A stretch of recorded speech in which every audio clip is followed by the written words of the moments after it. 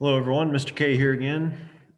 We're going to talk about another safety aspect today. It's lockout tagout, or LOTO, LOTO, as a lot of companies abbreviate it or call it. Um, this applies to you in a lot of ways. Again, it's something Ivy Tech wants us to know, so that's part of why we're doing it, but it's also because it's probably not used as much in mechanics shops unless you get into the big stuff. I should say automotive, typical automotive garages probably don't use this a whole lot because the car is small enough that if a guy's working under the hood, you'll see it before you go to start the engine. But if you're going to work on ships, big construction equipment, cranes, bulldozers, earth movers for a mining company, aircraft, all kinds of things like that. If you're going to work in factories, do maintenance in there, you're going to need to know a lot about lockout tagout, and you're going to use it a lot. Actually, you're going to use it all the time. So I've used it. I've been on some teams and some work sites that have used it, and we'll talk about several aspects of it. Let me jump to my other part of the slideshow here. Okay. Again, this is a quick slideshow also before you get too far, before we get too far into it here. It's a pretty quick slideshow. I move fast because it can be a dry topic. I don't want to beat it to death. Okay. It's mostly common sense, but I need you to at least be familiar with it and know what it is. Okay. I kind of already talked about this. It's used in all industries. If we look down here at this factory, I mean, imagine working on this machine. Say you need a part goes out and you have this all apart and you're working on it. And actually, let me use a better example. Let's go to one of these machines far in the far back corner and say the power for that machine runs through, I don't know where all these run up into the ceiling, the main breaker box, probably out of our view, but say it's all the way over here. You're going to work on that machine. You go all the way across this factory, shut down the main breaker because you need power shut off to this whole area.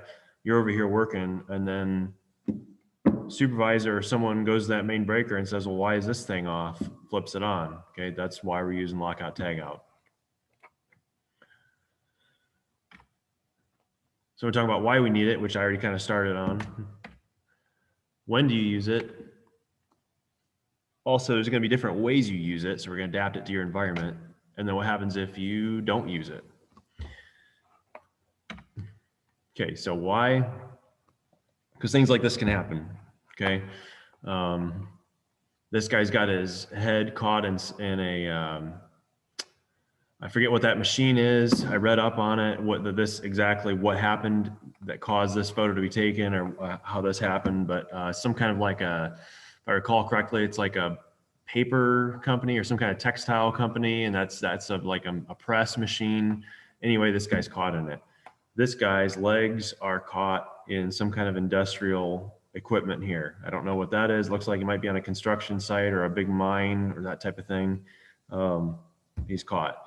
Another thing I want to call your guys' attention to is you'll notice that a lot of the pictures you find online of things like this, horrific things where people are caught in a machine or eaten alive by a huge shredding machine, that type of thing, you'll notice that they're often in third world countries or countries that don't have OSHA or a similar organization.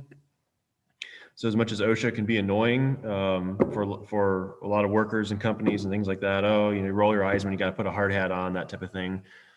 It also holds the companies to a higher standard in the US here so that these kind of things don't happen. So again, just keep that in mind. If you think about rolling your eyes at OSHA or some safety rules, would you rather be this guy or would you rather have to put on a hard hat and do the things you're supposed to do? So. Okay, at this point in the video, I would say that you should pause it and type this URL in to watch a video. In fact, I'm going to pause the video for a moment. Okay, I resume the recording here. I've changed the slide a little bit, but you need to either type this in or search for this in YouTube. First day on the job was his last. What happened to Dave Davis? It's about a gentleman who didn't use lockout tagout. I'm guessing he wasn't trained to, or his company didn't have it. It's actually in I think a Bacardi rum factory, but he got crushed by a pallet of rum. So coworker started a machine up, didn't know he was underneath it. So I want you to pause my video and watch this at this time. Okay. Another reason why lockout tagout, follow the money. Companies get a lot lower insurance rates if they have a lockout tagout. I should say the better their safety program is, the lower their insurance is going to be. Okay, so they want you to follow it, and they're going to punish you if you don't follow it. That's a big part of it. Okay, also we talked about OSHA earlier and how they enforce things as well.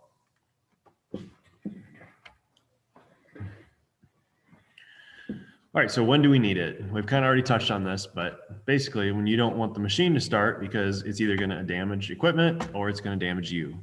Okay, looking at this big earth mover here, this is probably in a mining area, and you can see a Chevy Blazer parked next to it. You know how big that is.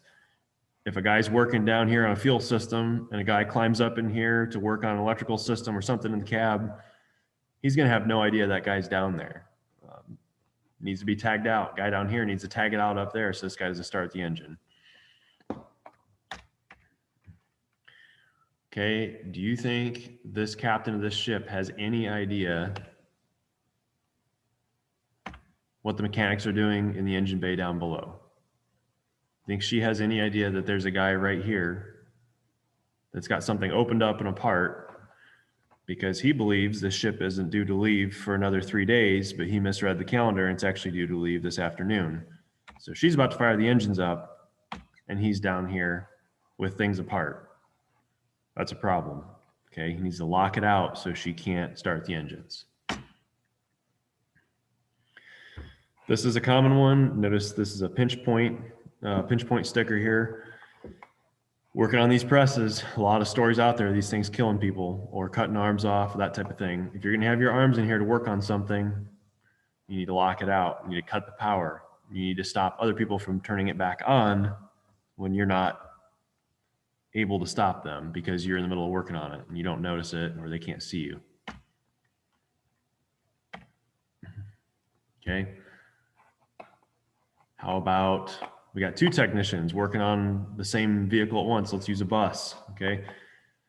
This guy's in back. He's got his hands all around the belts and everything. He's getting ready to replace a water pump. This guy's up front doing electrical work.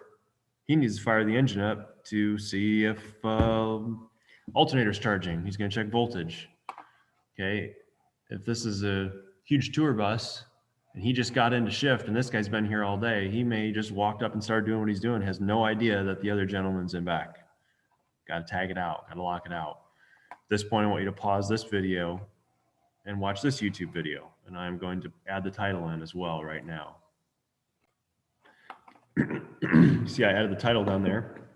You can either type this in your URL or you can search for this on YouTube. Lockout, tag out, Loto safety video, why everyone needs to do their own lock. Okay, this is going to be a good example of what can happen if you don't all have your own lock. Okay, so if 2 guys are working on it at the same time, both guys need to put a lock on something or put a note up somewhere.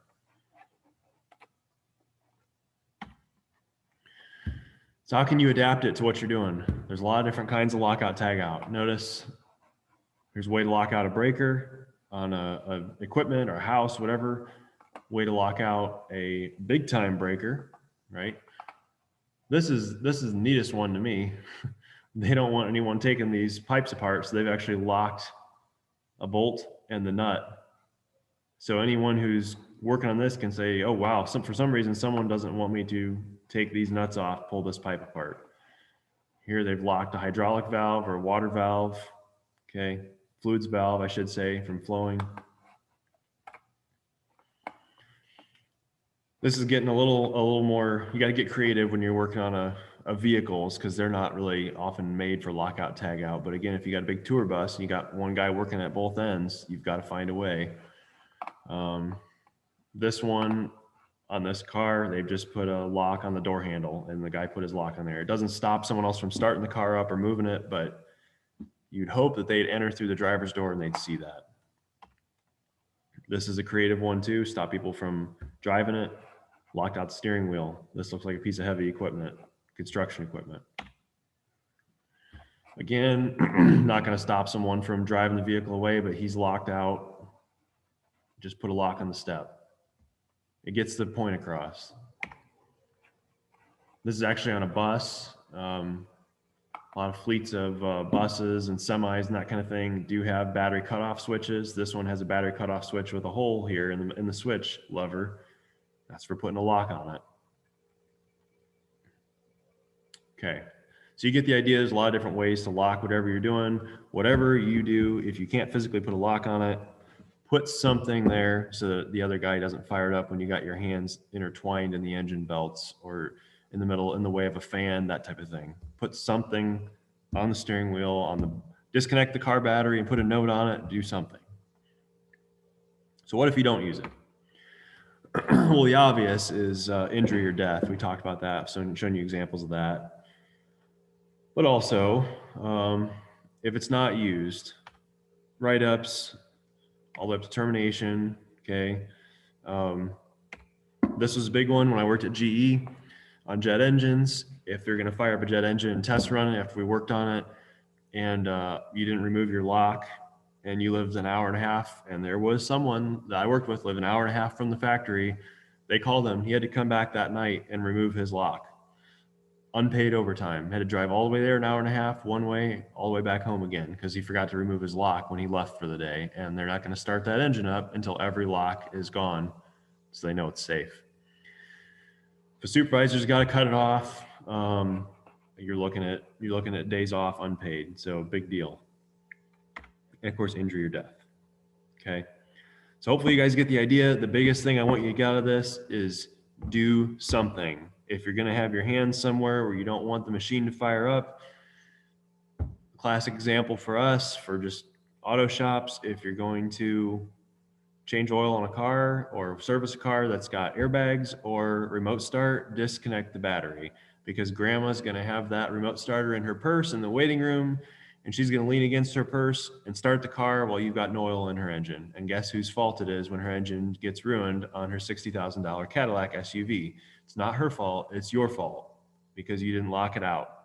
Okay, that's a form of lockout, disconnecting the battery. Okay, that's all I want you to get out of it. Do something to save yourself. And now you should have a Google Classroom or some kind of assignment on Lockout Tagout. Complete that at this time. Have a good day.